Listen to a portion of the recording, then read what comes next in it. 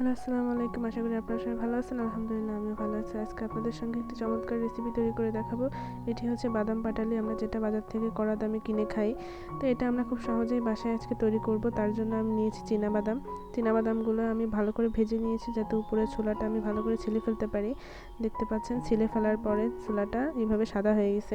তারপর আমি একটি কড়াইতে 2 চামচ পরিমাণে চিনি নিয়েছি। চিনিটির ভিতরে অল্প সামান্য কিছু পরিমাণে পানি দিয়ে দিয়েছি, যাতে চিনিটি গলতে সহজ হয়। তারপর চিনিটি যখন গলে গলে আসবে দেখবো, ওই মুহূর্তে আমি চীনাবাদাম যেগুলো আগে থেকে ভেজে উঠায় রাখছিলাম সেগুলো দিয়ে দিব। দেওয়ার পরে আস্তে আস্তে করে এটা নাড়তে থাকবো। নাড়তে নাড়তে যখন দেখবো যে চিনির যে পানি ভাবটা ওটা শুকিয়ে গেছে, আঠালো হয়ে আসছে, ওই মুহূর্তে একটি প্লেটের ভিতরে আমি কিছুটা সয়াবিন তেল নিয়ে নিয়েছি। সয়াবিন তেলের বদলে আপনারা ঘিও ব্যবহার করতে পারেন। আমার বাসায় এই মুহূর্তে ঘি ছিল না, এই জন্য আমি সয়াবিন তেলটি নিয়ে ভালোভাবে প্লেটটিকে মাখিয়ে নিয়েছি।